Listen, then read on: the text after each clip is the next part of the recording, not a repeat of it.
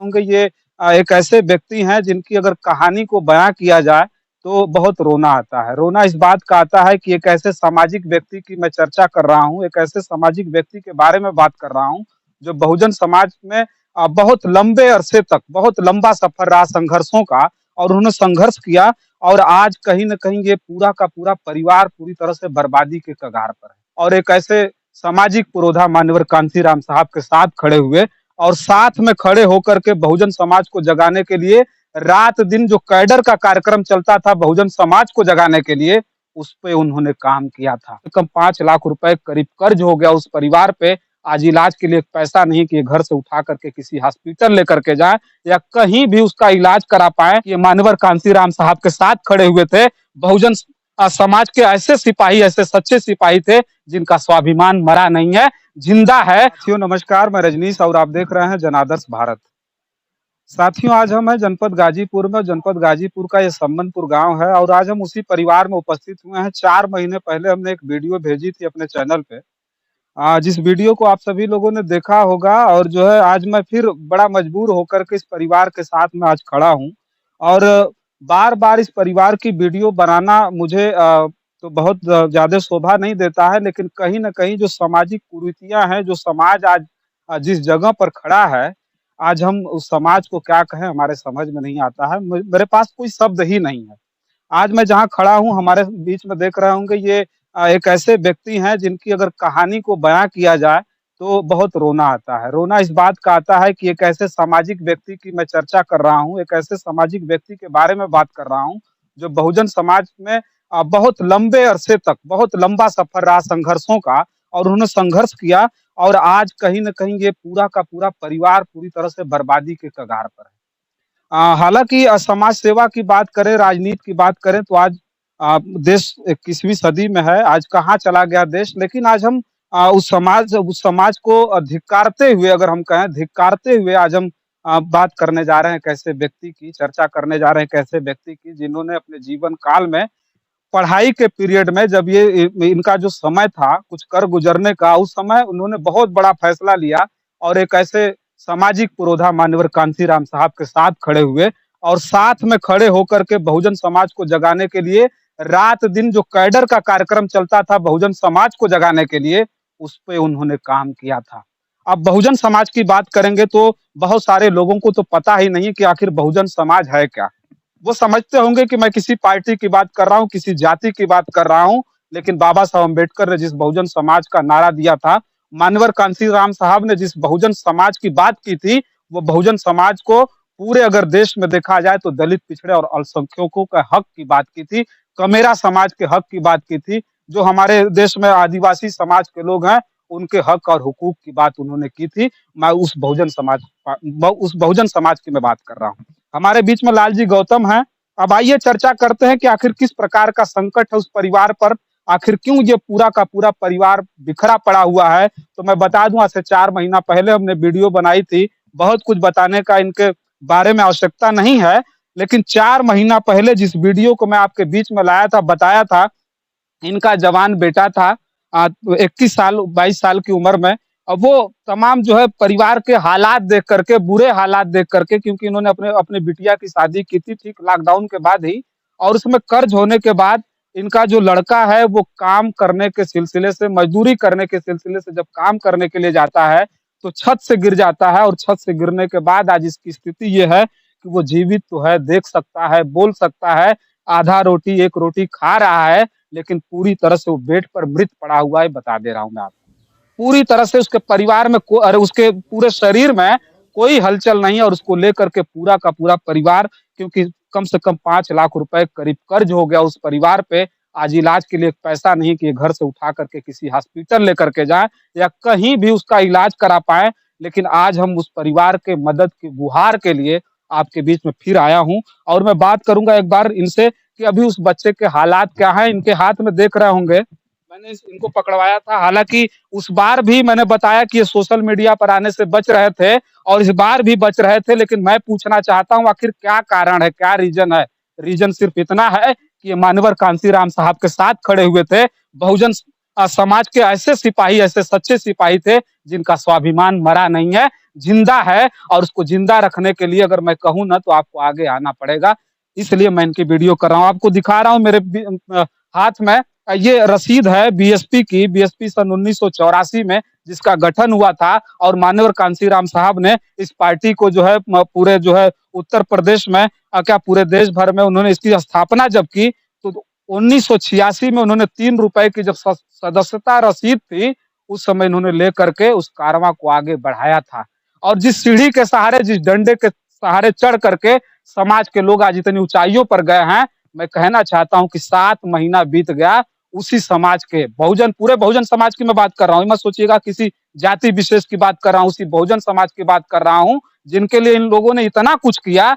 आज उसी समाज के लोग इनके परिवार में झांक करके नहीं देखे कि वो परिवार कैसे जी रहा है, कैसे खा रहा है। हमारे बीच में लालजी गौतम जी हैं, उनकी पत्नी के बारे में बताऊं, जब इनका बेटा ट्रामा सेंटर में भर्ती था, मैं गया, कम से कम 4-5 बार मैं गया था और उनकी माँ खड़ी है, अजीत कुमार जो इनका बेटा है, जो पूरी तरह से वो ग्रसित है, वो एक्सीडेंट हुआ है उसका, उसकी माँ को हमने देखा था ट्रामा सेंटर में। जब उनकी माँ मिलने के लिए गई थी तो बच्चों के सामने बहुत सारे गुब्बार थे, आंसू बिल्कुल निकलने वाले थे, लेकिन वो माँ उस वार्ड से बाहर निकल करके आती है और अब बाहर आकर के रोने लगती है। उस दृश्य को हमने देखा था साथियों, उस दृश्य को हमने देखा।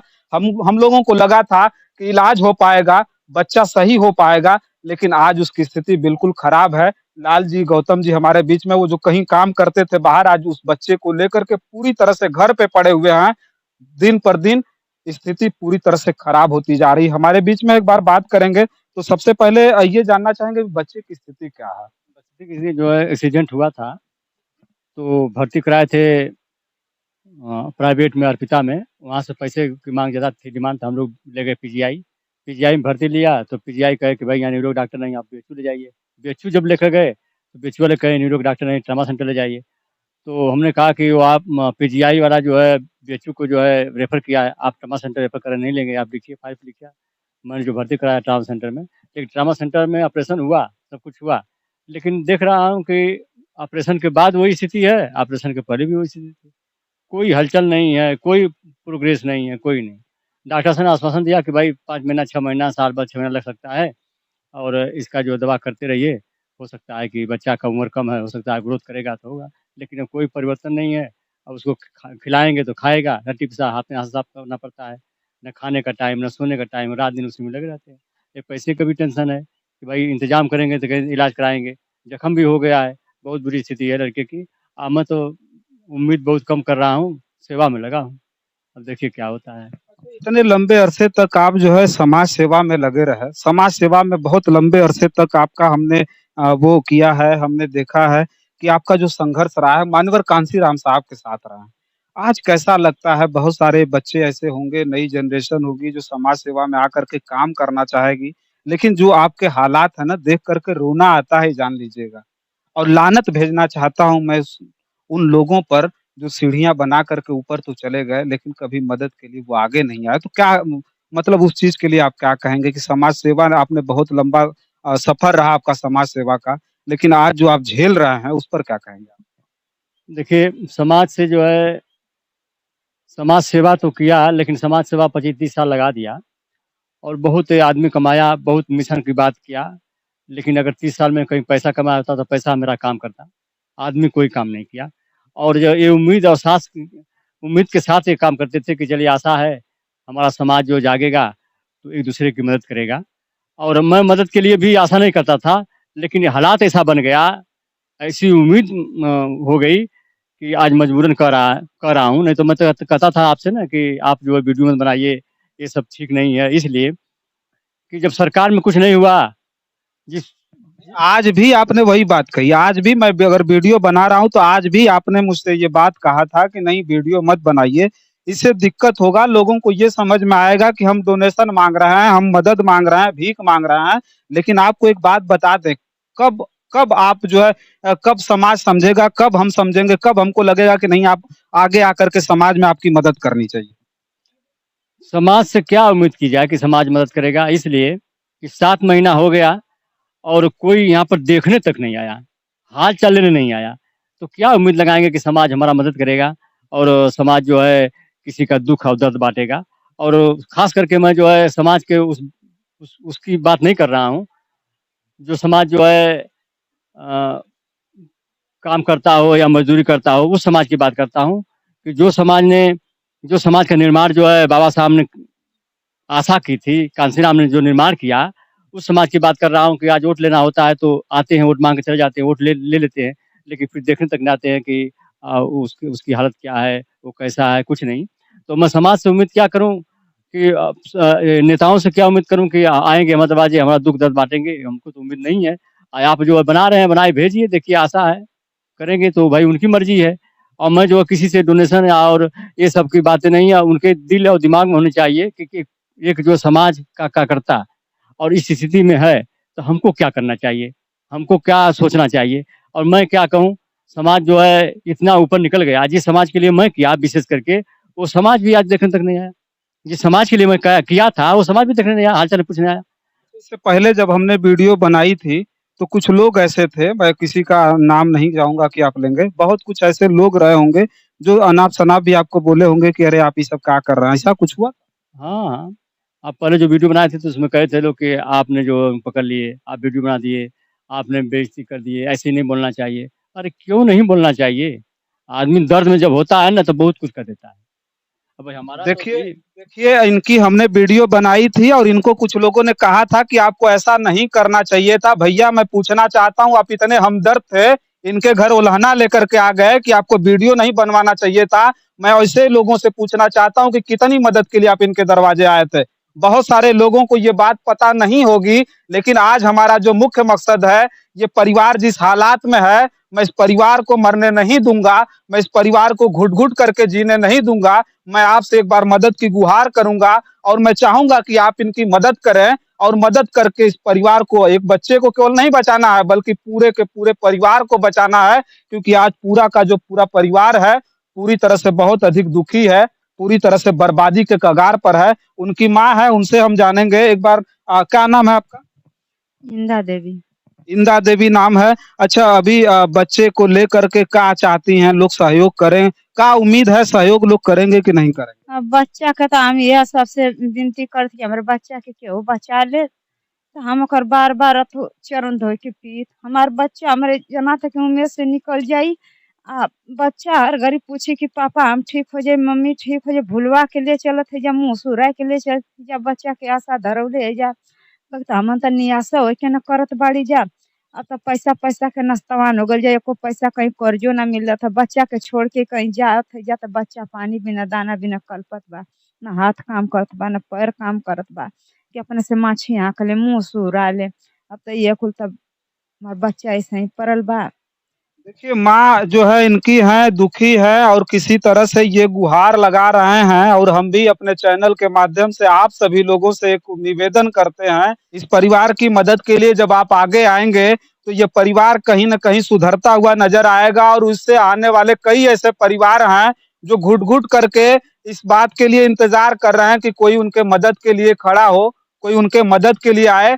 इसलिए हम लोग ये वीडियो बना रहे हैं और आने वाले समय में हम उम्मीद करते हैं कि आप ज़रूर इनकी जो है मदद करेंगे क्योंकि जो इनका अकाउंट नंबर है, जो मदद के लिए आपको हम ज़रूर अपने स्क्रीन पर भेजेंगे, आपको दिखाएँगे, डिस्क्रिप्शन बॉक्स में देंगे।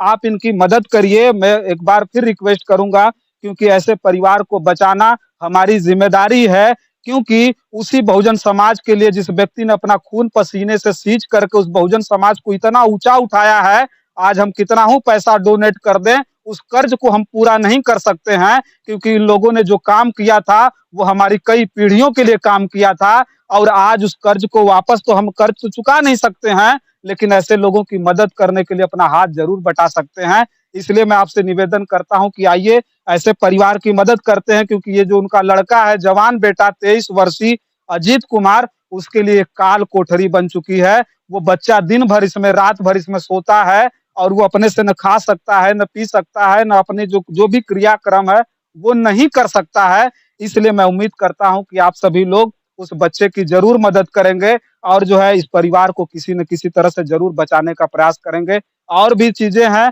बहुत सारे लोग हैं जो इस बात को समझेंगे और मदद करेंगे। तब तक के लिए आप देखते रहिए जनादर्श भारत। बहुत-बहुत धन्यवाद।